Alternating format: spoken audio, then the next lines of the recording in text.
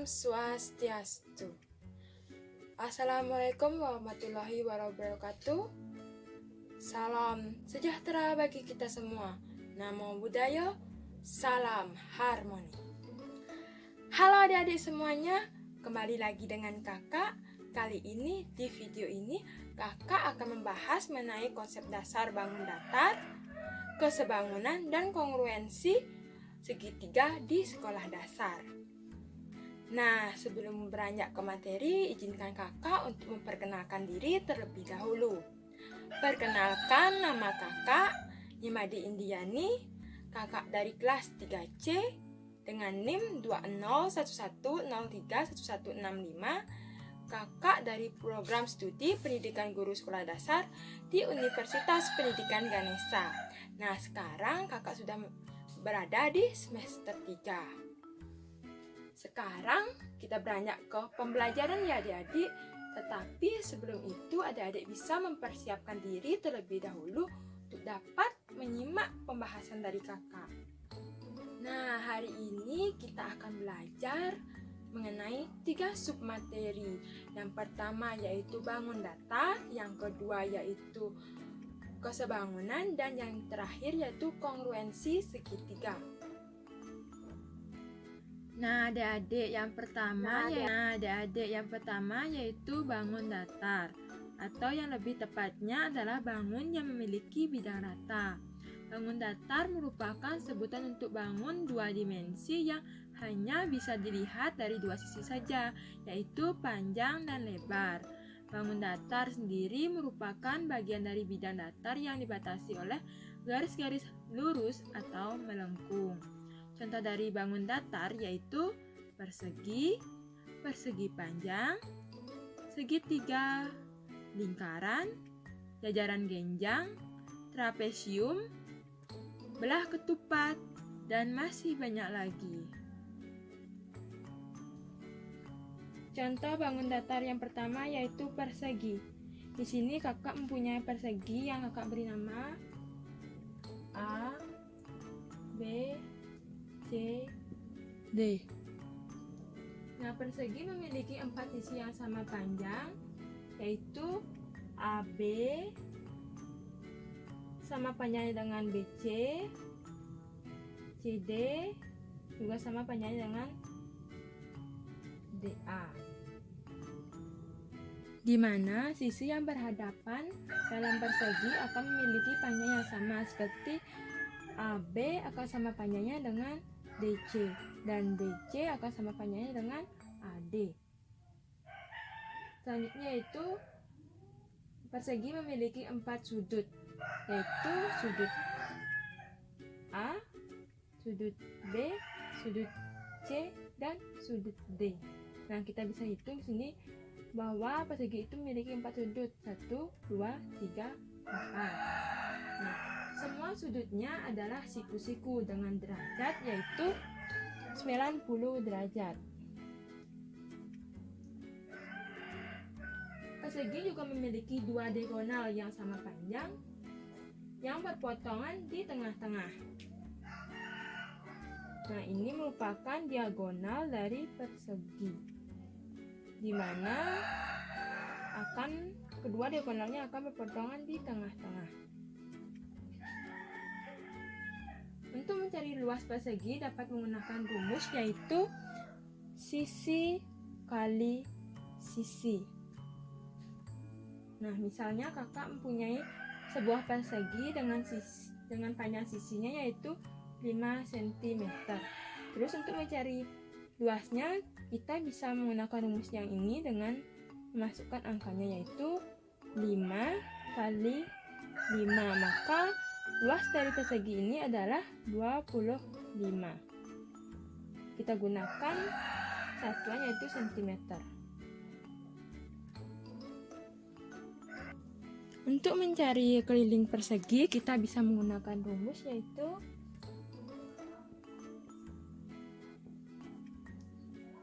4 kali sisi. Nah, kenapa menggunakan 4? Karena sisi dari persegi itu sebanyak 4, sehingga 4 kali Karena sisinya 5, kita kalikan 5 cm. Kemudian maka hasil dari keliling persegi ini adalah 20. Bangun datar yang kedua yaitu persegi panjang. Nah, di sini kakak mempunyai persegi panjang yang kakak beri nama yaitu A, B, C, dan D. Sama dengan persegi panjang juga memiliki 4 sisi. Namun persegi panjang memiliki 2 pasang sisi yang sejajar dan sama panjang. Nah, artinya persegi panjang itu memiliki 2 pasang sisi yang sejajar dan panjangnya itu sama. Contohnya yaitu ini, sisi AB panjangnya sama dengan sisi DC. Selanjutnya, sisi AD akan sama panjangnya dan sejajar dengan sisi BC. Nah, ini dikatakan persegi memiliki 2 pasang sisi yang sejajar dan sama panjang. Persegi juga memiliki 4 sudut siku-siku. 1, 2, 3, dan 4. Nah, persegi memiliki 2 diagonal yang sama panjang dan saling berpotongan di titik pusat persegi itu sendiri. Nah, ini merupakan diagonal dari persegi yang berpotongan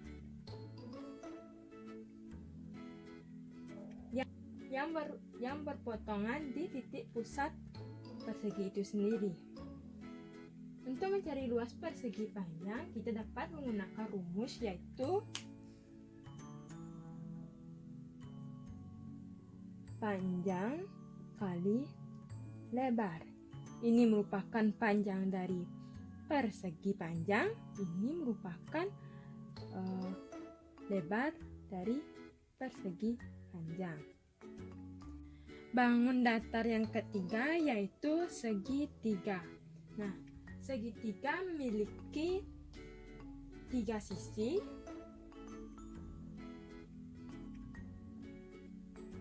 dan segitiga juga memiliki 3 sudut.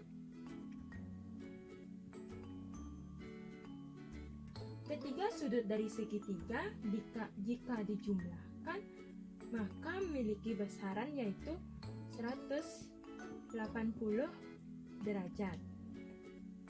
Berdasarkan sisinya, segitiga dibedakan menjadi 3 jenis, yaitu segitiga sama sisi, segitiga sama kaki, dan segitiga sembarang. Yang pertama, segitiga sama sisi dikatakan sama sisi karena ketiga sisinya memiliki panjang yang sama. Yang kedua yaitu segitiga sama kaki. Dikatakan segitiga sama kaki karena 2 sisi dari segitiga tersebut memiliki panjang yang sama.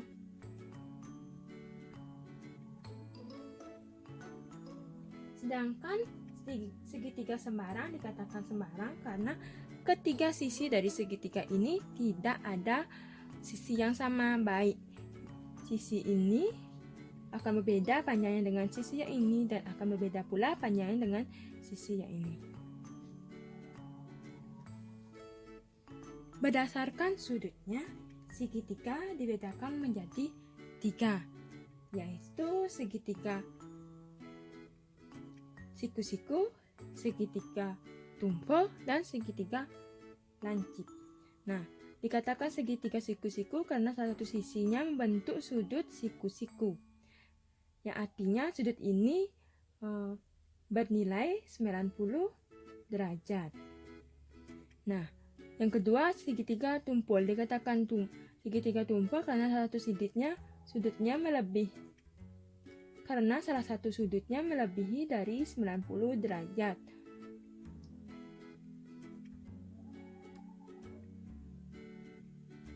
Selanjutnya yang ketiga yaitu segitiga lancip dikatakan lancip karena sudutnya ini memiliki sudut yang besarnya lebih kecil dari 90 derajat.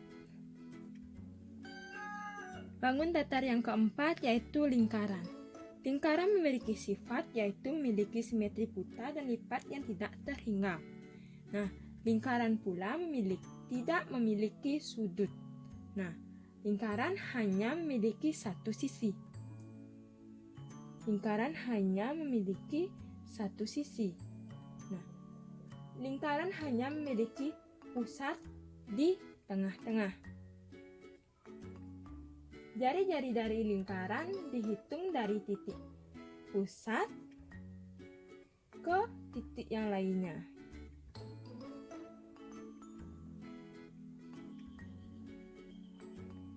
Garis lingkung lingkaran disebut sebagai keliling lingkaran. Nah, garis ini disebut sebagai keliling lingkaran. Garis ini disebut sebagai keliling lingkaran. Garis lengkung pada lingkaran disebut sebagai keliling lingkaran. Nah, lingkaran memiliki diameter di mana diameter ditarik dari dua titik pada garis dan melewati titik pusat dari lingkaran. Nah, misalnya kita ambil dari titik lingkaran yang ini ke titik lingkaran ini, di mana ketika mengambil diameter dari lingkaran, maka kita akan melewati titik pusat dari lingkaran itu sendiri. Nah, ini dinamakan sebagai diameter dari lingkaran. Bangun datar yang kelima yaitu jajaran genjang. Nah, di sini kakak mempunyai jajar genjang yang kakak beri nama yaitu A, B, C, D. Sifat-sifat dari jajar genjang yaitu jajar genjang memiliki dua pasang sisi yang sejajar dan sama panjang. Nah, di mana sisi AB akan sejajar dengan sisi DC dan panjangnya pun akan sama. Sehingga AB sama dengan DC. Satu pasang sisi yang lainnya yaitu sisi AD akan sama panjang dengan sisi BC.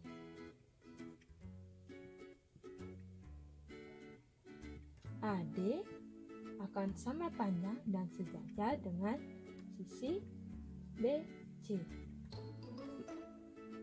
Dari bentuk jajaran genjang memiliki 4 sisi.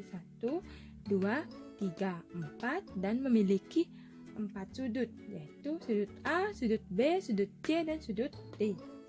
Nah, jajar genjang sendiri memiliki 2 sudut yang tumpul. Nah, sudut A merupakan sudut tumpul dari jajar genjang yang pertama dan sudut C merupakan sudut tumpul dari jajar genjang yang kedua. Jajar genjang juga memiliki 2 sudut yang lancip, yaitu sudut D dan sudut B. Bangun datar yang ke-6 yaitu trapesium. Nah, di sini kakak mempunyai bangun trapesium yang kakak beri nama yaitu A, B, C, D. Nah, trapesium memiliki 4 sisi. Sisi AB, BC, CD, dan DA.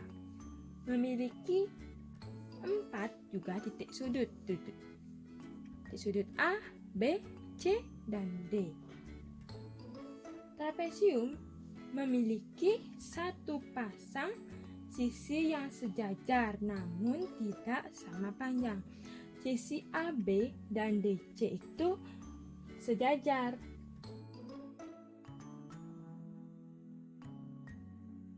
Namun sisi AB dan DC panjangnya tidak sama. Bangun datar yang ketujuh yaitu belah ketupat. Nah, adik-adik, belah ketupat memiliki 4 sisi. 1, 2, 3, 4. Nah, kakak beri nama dulu ya belah ketupatnya. Belah ketupat A, B, C, D. Nah, belah ketupat memiliki 4 sisi, di mana keempat sisi dari belah ketupat memiliki panjang yang sama.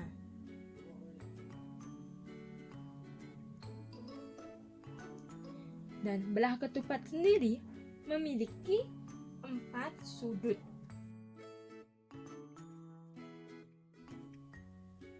Satu, sudut 2, sudut 3, dan sudut 4.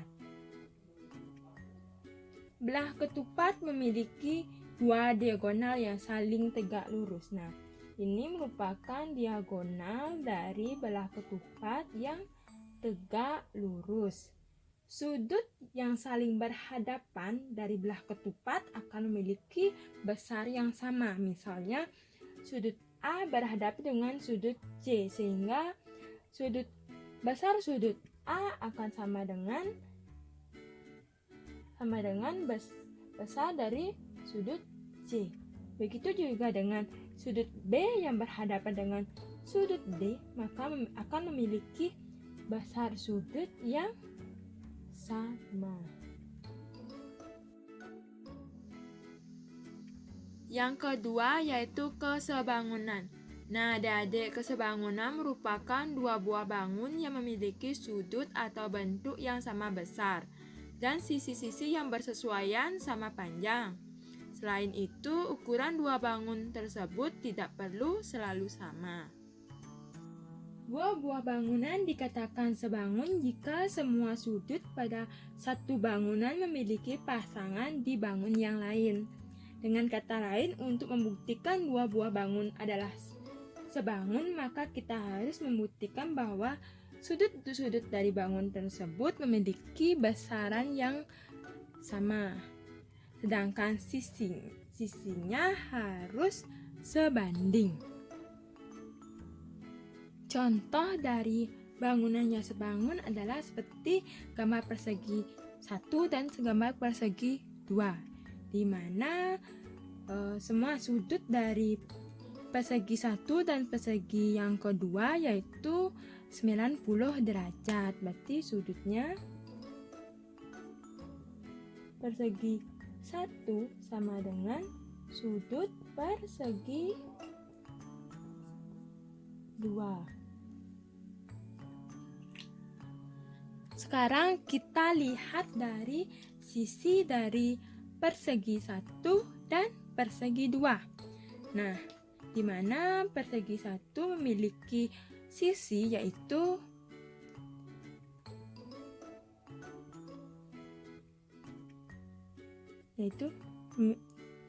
persegi 1 memiliki sisi yaitu 2 cm dan persegi 2 memiliki sisi yaitu 4 cm. Di mana kita dapat sama-sama bagi 2 yaitu 1/2, di mana dari perbandingan ini kita peroleh bahwa persegi 1 dibandingkan persegi 2 memiliki perbandingan yaitu 1/2, sehingga kita dapat katakan bahwa persegi 1 dan persegi 2 itu sebangun. Nah, selanjutnya adik-adik kita uji apakah bangun 1 dan bangun 2 ini sebanding. Nah, kita lihat bahwa segi bangun 1 ini memiliki sudut yang sama yaitu 90 derajat. Begitu juga dengan bangun 2 memiliki sudut yang sama yaitu 90 derajat.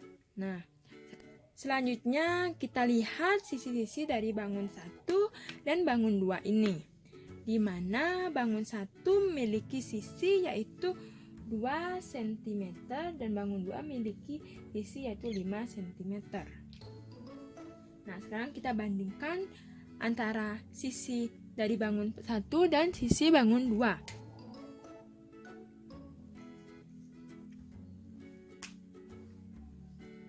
Sisi bangun 1 yaitu 2 dan sisi bangun 2 yaitu 5. Nah, 5 tidak dapat kita bagi menjadi 2 dan 2 pun tidak dapat kita bagi oleh 5 sehingga panjang sisi dari bangun 1 dan bangun 2 ini tidak sebanding.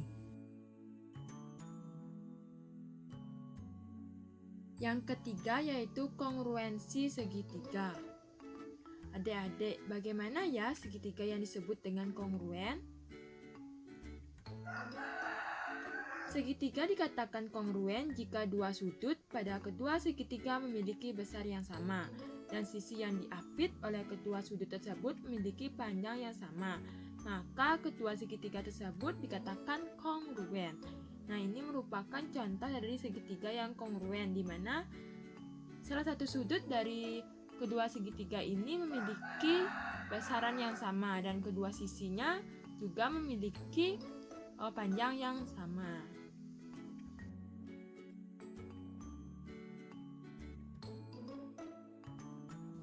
Nah, pembahasan kita yang terakhir adik-adik yang ketiga yaitu kongruensi segitiga.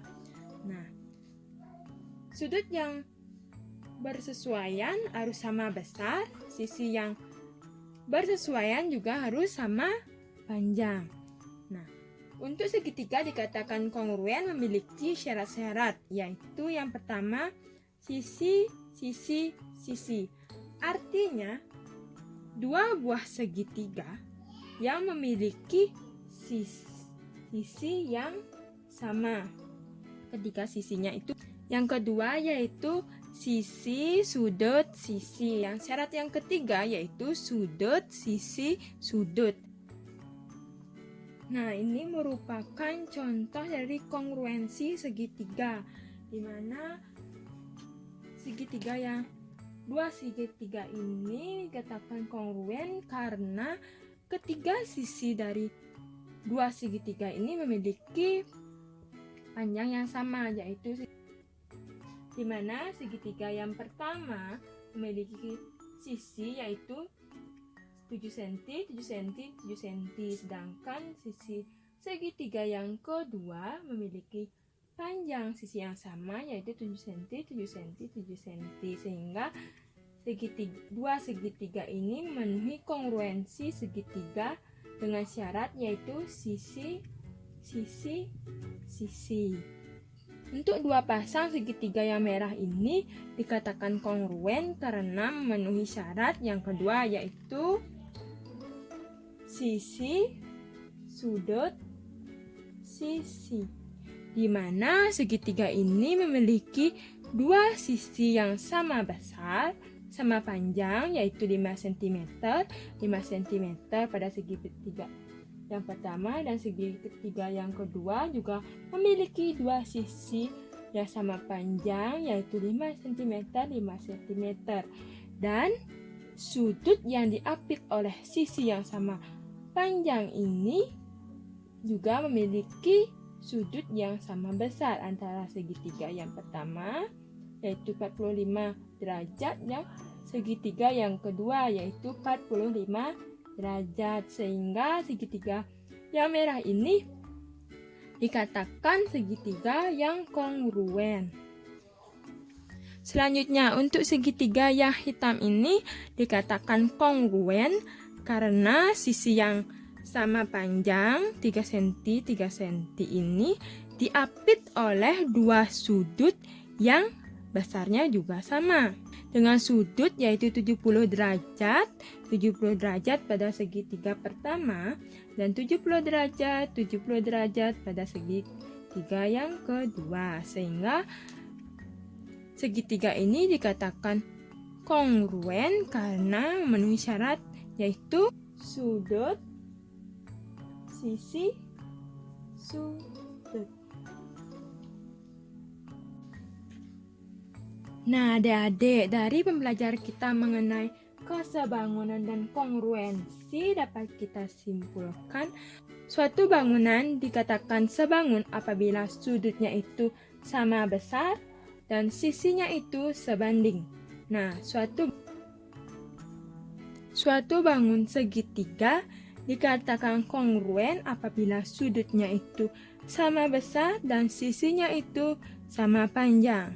Dengan ini dapat kita simpulkan bahwa ketika suatu bangunan dikatakan kongruen, maka bangun tersebut dapat juga dikatakan sebangun. Sedangkan sebaliknya, apabila bangun tersebut sebangun, tidak dapat dikatakan kongruen. Bagaimana adik-adik, mudahkah memahaminya? Itulah pembahasan materi dari kakak. Bagaimana adik-adik? Menyenangkan bukan? Semoga pembelajaran kita hari ini dapat membantu adik-adik dalam menghadapi masalah dalam pembelajaran. Tetap semangat dan tetap menjaga kesehatan dengan mematuhi protokol kesehatan. Kakak tutup dengan Brahma Santi. Om Santi Santi Santi Om. Salam sejahtera bagi kita semua. Salam Namo Buddhaya. Salam harmoni.